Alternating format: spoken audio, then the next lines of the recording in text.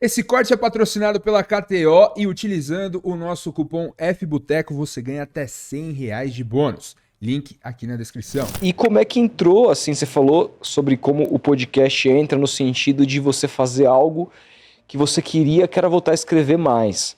Mas como é que começou o primeiro insight de fazer o primeiro? Qual foi o primeiro? Foi essa das torcidas organizadas? Foi o do caso do Daniel?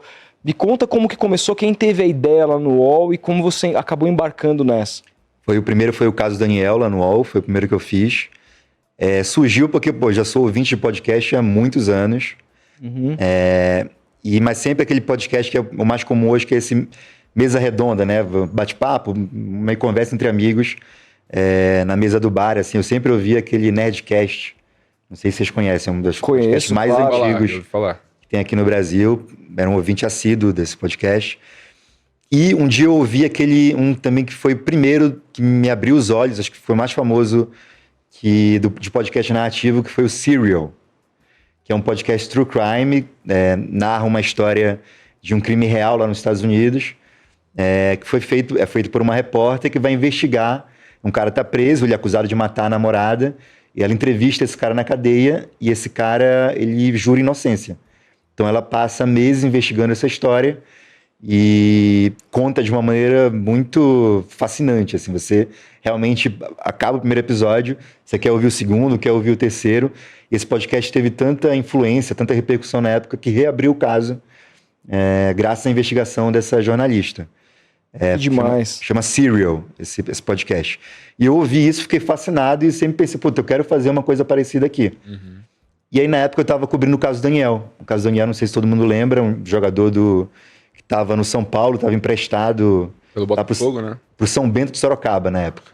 Jogou no Botafogo também, era contratado de São Paulo e estava em Sorocaba, quando ele conhece uma garota na internet, vai para a festa de aniversário dela, lá no Paraná, na região metropolitana de Curitiba. Logo em seguida vai para um after na casa dessa garota. Rola uma situação inacreditável lá. O jogador, o Daniel, ele deita na cama da mãe da amiga dele, da Alana. Deita e tira uma foto e manda para os amigos. E o pai dela passa nessa mesma hora e vê essa cena. E fica, obviamente, indignado. Estava todo mundo muito alterado ali, tinha bebido a noite inteira. Ele começa a espancar o Daniel e chama os amigos, os convidados da festa, para fazer o mesmo. Detalhe, a mulher tava dormindo na cama, né? Do lado dela, ele tirou a foto do lado dela. Foi fazer uma molecagem, uma brincadeira totalmente inconsequente. O marido, o pai, viu aquela cena, começa a espancar o cara, leva para um matagal, mata o cara, decepa o pênis dele, joga na árvore, uma cena horrorosa. E um crime muito impactante, né? E a gente começa a cobrir esse caso lá no UOL. Eu e a minha colega Carla Torralba, que era a repórter que entrou comigo nessa cobertura na época, fizemos várias matérias, teve muita repercussão, a gente deu alguns furos desse caso, né? Entrevistando gente, pegando documento oficial, enfim, foi uma cobertura bem importante para o UOL na época. E como eu tinha ouvido esse podcast Serial, eu comecei a pensar, vamos transformar isso num conteúdo diferente. E dei a ideia de a gente fazer um podcast. Meu editor, na época, o Bruno Douro, adorou a ideia e a gente fez. Na época, o podcast chamava Futebol Bandido, o caso Daniel. Já tinha tido uma primeira temporada desse podcast sobre corrupção no futebol, esquemas na FIFA, Sim. no COI. E, inclusive, com o Juca Kfouri na apresentação. Eu lembro, eu assisti, que ele fala muito do João Avelange, do Ricardo Teixeira, assisti assim, ouvi, né?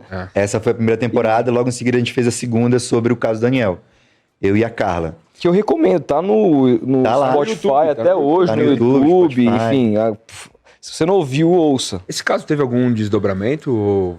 Teve julgamento, o pai foi condenado, que é o Juninho, o Edson Britt, conhecido como Juninho Riqueza, era o apelido dele. Juninho Riqueza. Ele foi preso logo em seguida e recentemente teve o julgamento, ele foi condenado, agora eu não lembro quantos anos ele pegou, mas está preso até hoje. A filha, a Alane ou Alana? Acho que é a Alana. Alana Brits. Também foi indiciada, mas aí logo percebeu-se que ela não tinha nenhuma participação efetiva, e a mulher também, e aí o podcast também conta como o indiciamento e a denúncia contra a mãe, contra a Cris Brit, foi, na nossa opinião, assim, muito absurdo, assim, porque a mulher foi denunciada pelo Ministério Público por supostamente ter dito uma frase na hora da confusão ali que teria levado o Edson Brites a cometer o crime.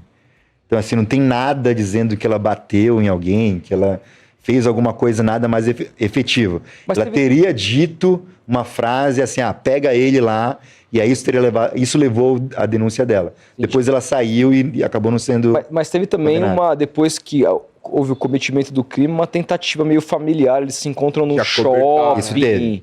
Isso teve. De acobertamento da história, não teve? Isso teve. Elas admitiram que primeiro mexeram na cena do crime, ou seja, limparam, tiraram sangue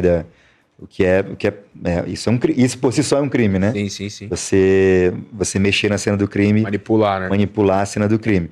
E depois tem essa cena que, inclusive, foi filmada pela câmera de segurança lá da praça de alimentação do shopping, do Edson Brites, a filha e a mãe conversando com testemunhas e tentando mudar o depoimento da testemunha. Isso efetivamente teve.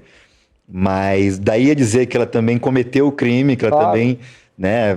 Poderia ser... Ela chegou em algum momento a ser presa preventivamente? Foi presa. As duas foram presas, logo em seguida saíram e hoje estão soltas. Só o Edson tá preso. Mas ele não cometeu crime sozinho, teve ajuda de uns caras. Os convidados, né? Os convidados lá da festa. Inclusive seguraram o cara pra cortar o pênis dele fora, etc e tal. Teve tudo isso, coisa... né? Cara, assim, é uma história, cara. Bárbaro.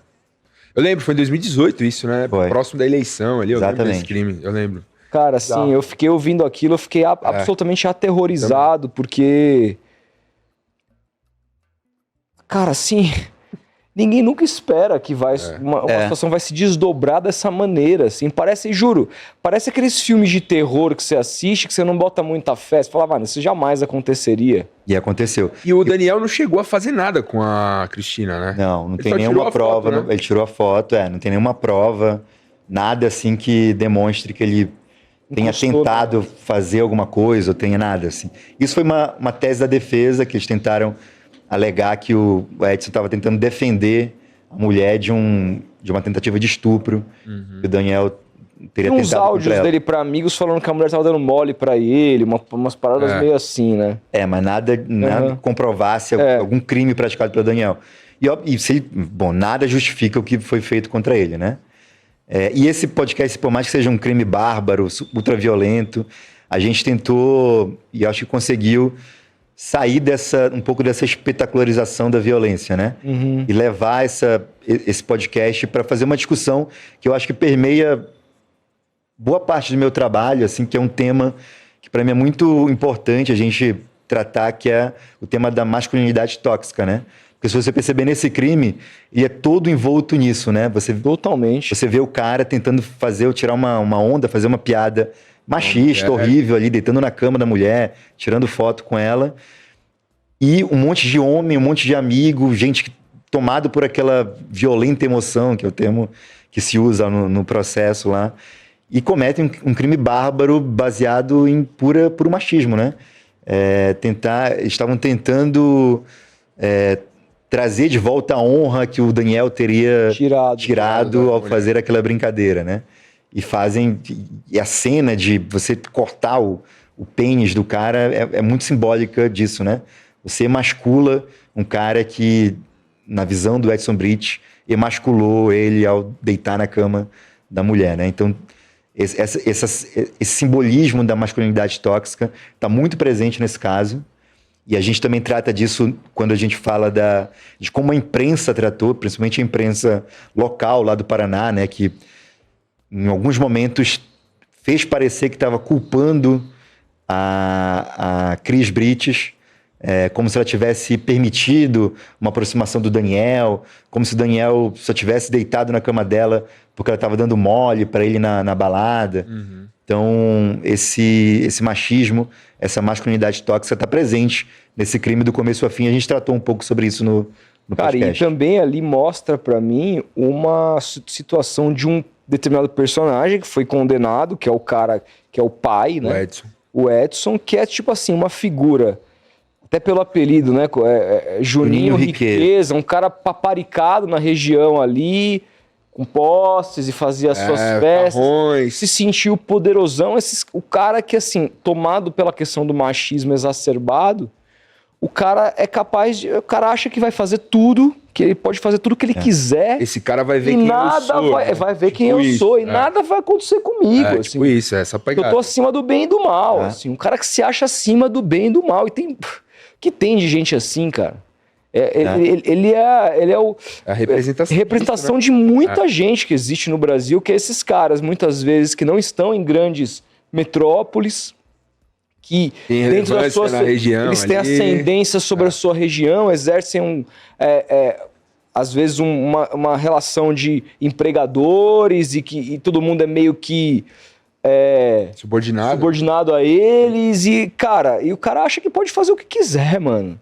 É inacreditável, cara. E assim, eu acho que abre várias discussões mesmo.